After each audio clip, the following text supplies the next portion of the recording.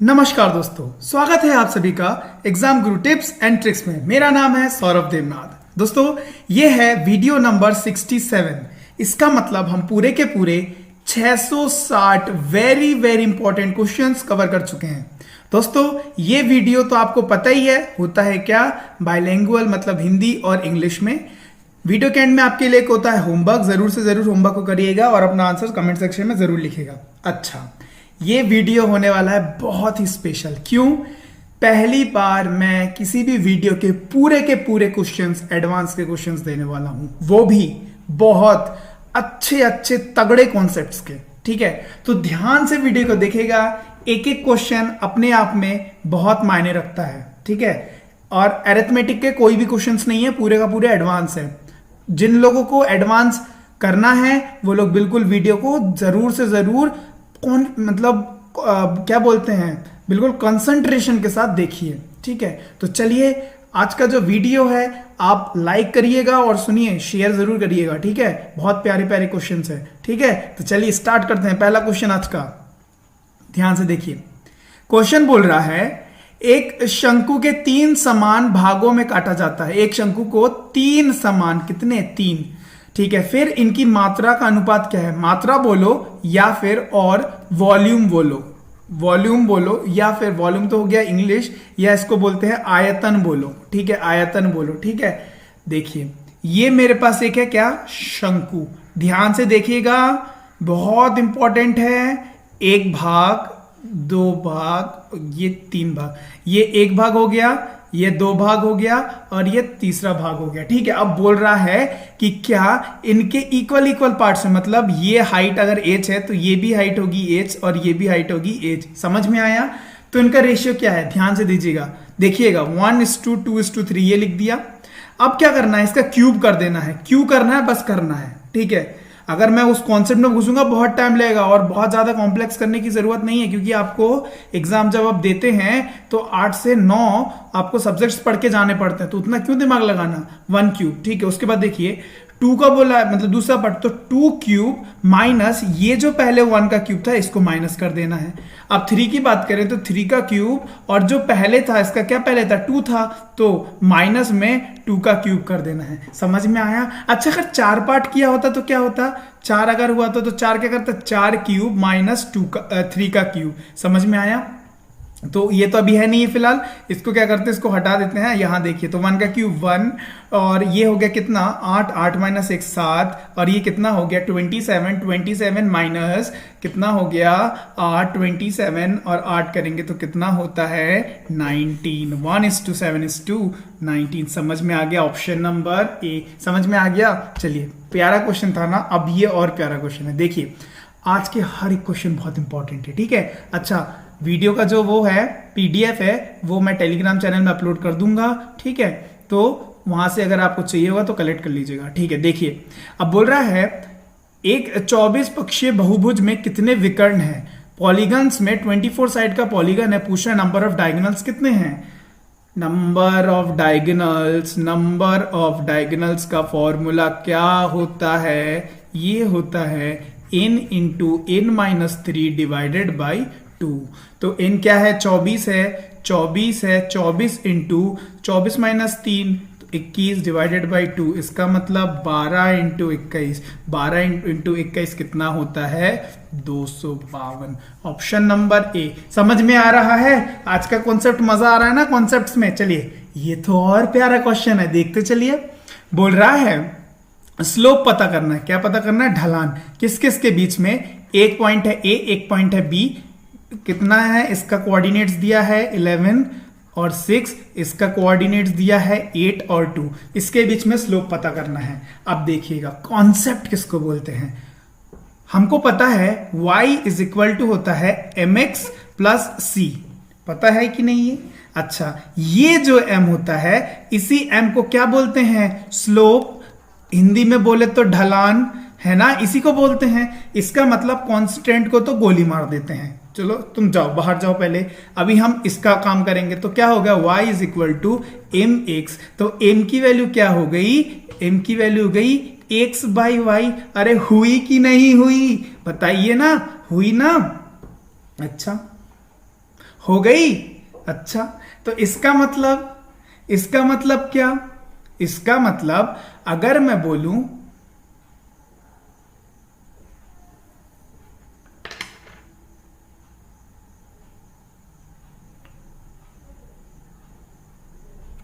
एक मिनट, एक technical issue आ गया था। एक मिनट रुकिए, एक मिनट होल्ड करिए, पैनिक नहीं होना है। एक मिनट, एक सेकंड, ये गलत लिख दिया मैंने। एक सेकंड, ये जो है ये क्या होगा? ये m इज इक्वल टू क्या होगा? y बाई एम होगा ना, y बाई एक्स होगा ना। क्या होगा?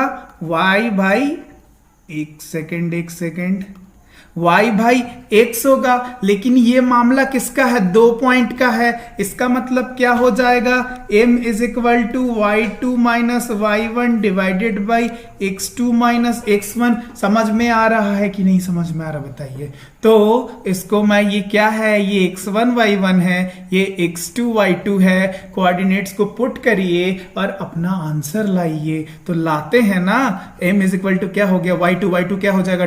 2 माइनस y1 में हो गया कितना? 6 डिवाइडेड बाई x2 कितना है? 8 माइनस 11। तो देख लेते हैं ये क्या आ गया? ऊपर -4 आ गया, नीचे कितना आ गया? -3। माइनस से माइनस गया तो आंसर आ गया क्या? 4/3। ऑप्शन नंबर 1 समझ में आ गया। चलिए नेक्स्ट क्वेश्चन की तरफ बढ़ते हैं।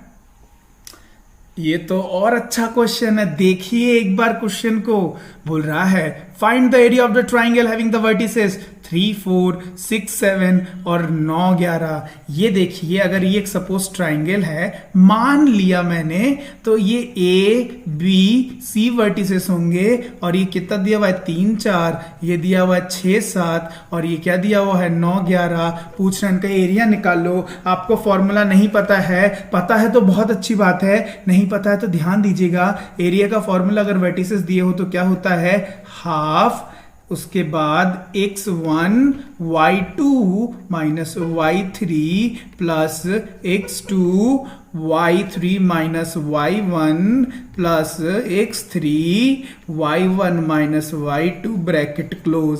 समझ में आया? तो चलिए ना पुट करते हैं। 1/2 x1 की वैल्यू क्या है? 3 है। y2 की वैल्यू क्या है? y2 की वैल्यू है 7 minus 11 plus 6, 11 minus 4 plus 9, 4 minus 7 हो गया। चलिए सॉल्व करते हैं। तो इधर कितना आ जाएगा? 1/2 और यहां कट पिट के आ जाएगा कितना?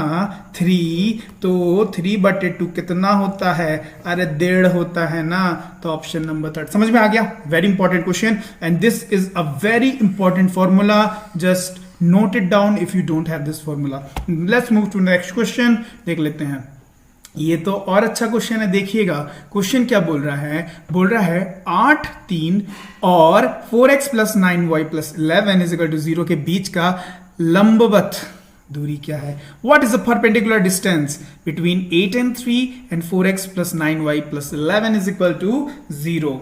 अच्छा, अगर मैं इसको दे दूं अल्फा और इसको दे दूं बीटा, ठीक है, और 4 को दे दूं A, इसको दे दूं B और इसको दे दूं C, तो देखिए ये जो है इसको मैं लिखता हूं। देखिएगा इसको लिखता हूं तो लिख सकता हूं AX plus BY plus C is equal to 0 और मैंने इसको बोला है क्या? अल्फा और बीटा। अब ध्यान दीजिएगा, परपेंडिकुलर डिस्टेंस अगर पूछता है, लंबवत डिस्टेंस अगर पूछता है, उसका फॉर्मूला होता है alpha into A plus beta into B plus C divided by under root of A का स्क्वायर प्लस B का स्क्वायर। फॉर्मूला तो आपको याद रखना पड़ेगा, मामला जो है नहीं तो गड़बड़ हो जाएगा।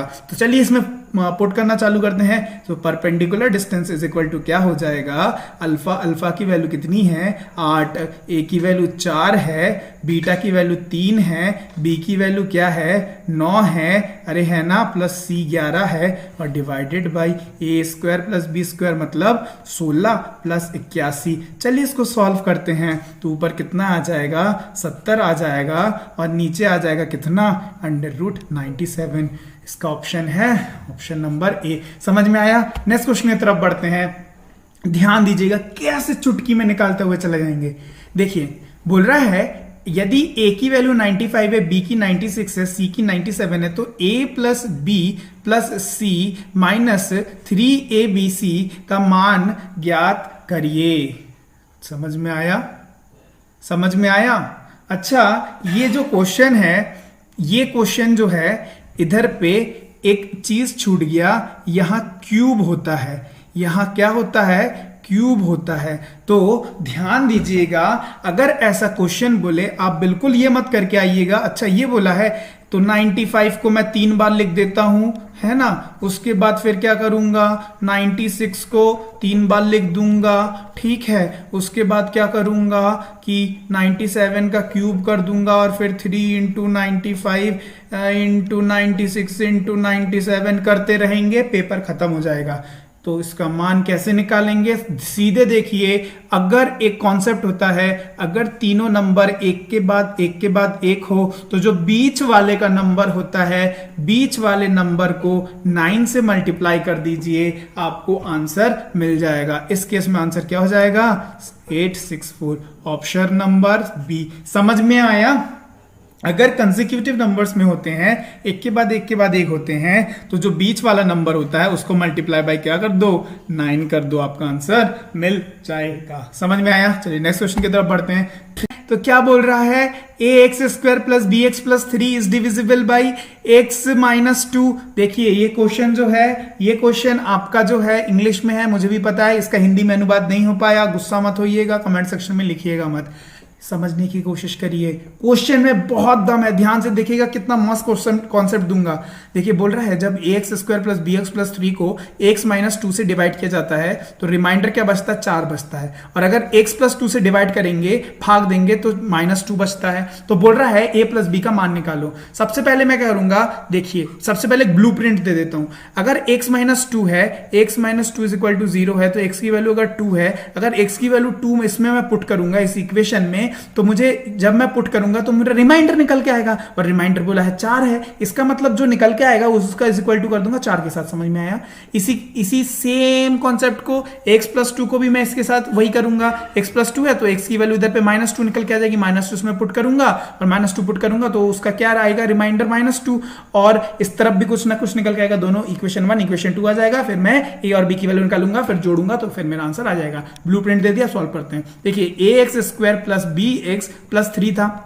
अब इसमें क्या करना है? सबसे पहले x is equal to 2 put करता हूं। जैसे मैं 2 वैल्यू पुट करूंगा तो देखिए, तो आ जाएगा 4a और यहां आ जाएगा 2b, है ना, और यहां आ जाएगा 3 इज इक्वल टू क्या होगा? ये 4 के बराबर हो जाएगा, इक्वेशन 1। समझ में आ रहा है? दूसरा इक्वेशन देख लेते हैं, ध्यान से देखिएगा, कोई भी डाउट है जरूर पूछिएगा कमेंट सेक्शन में। उसके बाद देखिए यहाँ पे x is equal to -2 put कर दो, -2 माइनस का माइनस स्क्वायर, तो ये हो जाएगा, यही हो जाएगा, और ये क्या जाएगा? -2 भी हो जाएगा, और ये 3 हो जाएगा, ये क्या हो जाएगा? Is equal to -2। चलिए इसको देख लेते हैं, तो ये से ये कैंसिल हो जाएगा, ये आ गया 8a, और ये क्या हो गया? 6 इज इक्वल टू, इधर क्या हो गया? इधर हो गया, कितना हो गया? ये 2 हो गया। चलिए इसको इस तरफ पहुंचा देते हैं, किसको? इसको इस तरफ पहुंचाएंगे तो क्या हो जाएगा? -6 हो जाएगा। तो a जो है 8a जो है ये हो जाएगा क्या?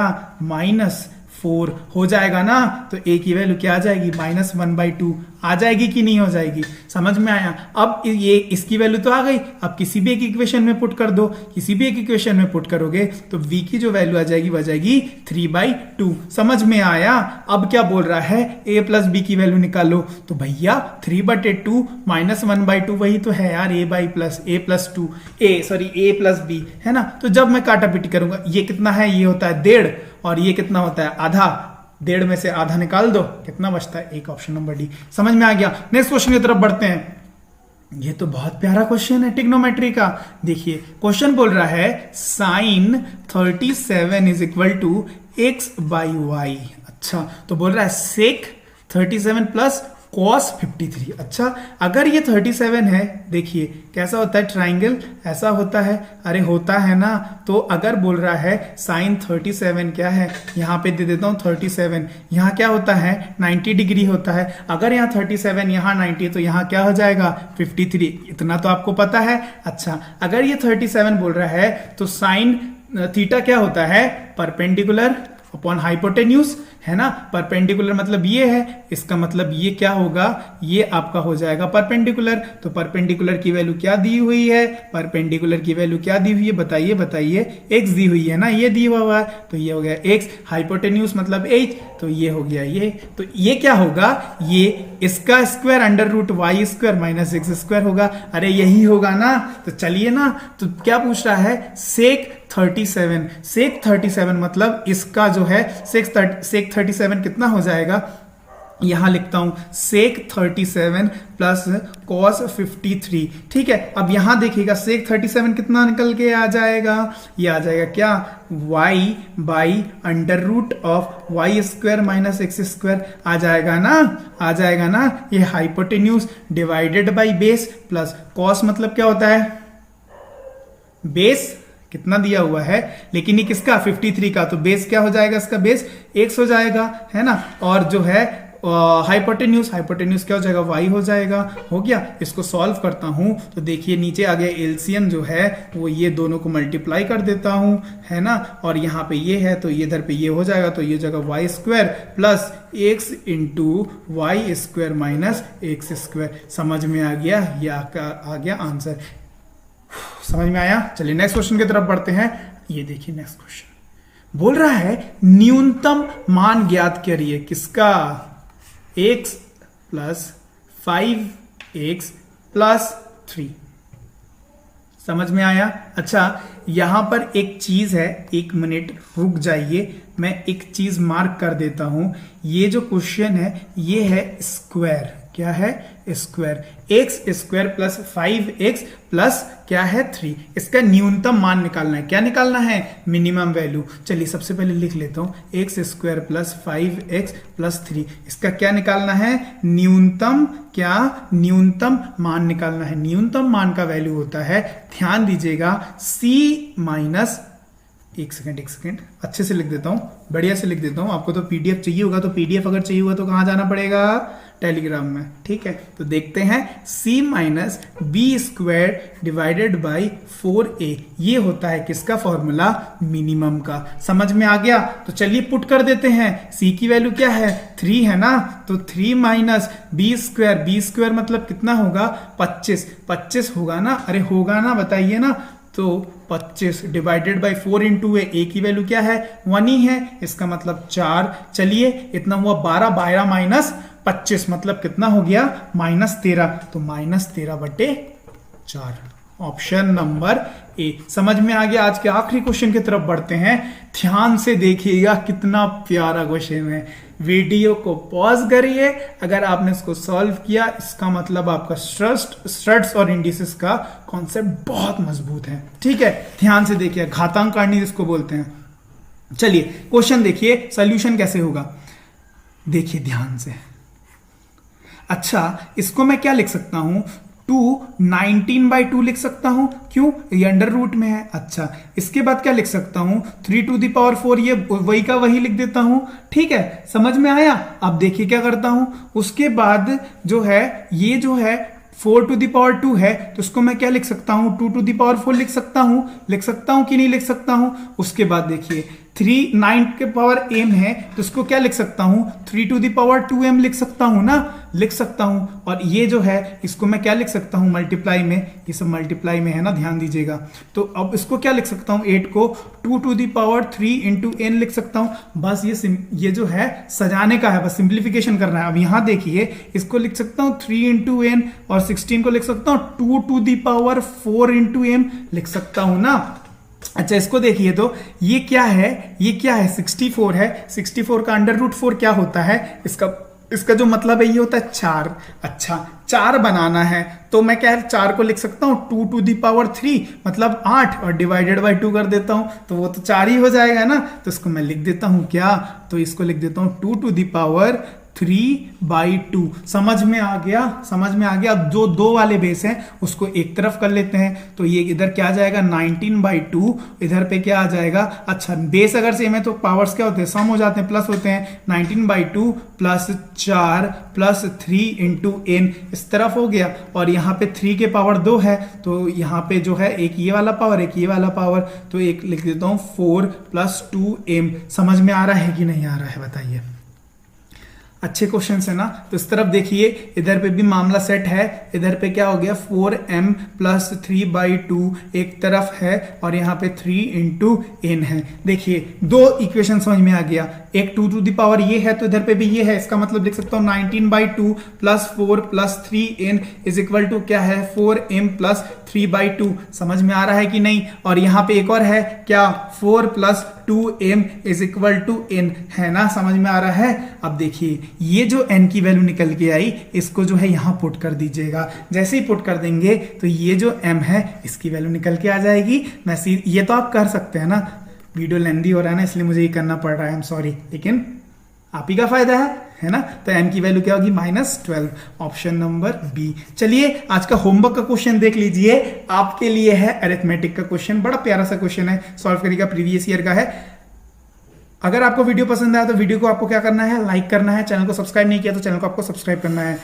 वीडियो जो है आपके लिए मैं बड़ा अच्छा बना रहा हूं, उम्मीद है कि आपका रिस्पांस भी अच्छा आएगा। ठीक है, तो इसी उम्मीद के साथ कि वीडियो आपको अच्छा लगा है। मिलता है आपसे नेक्स्ट वीडियो में, तब तक के लिए bye bye and have a nice day.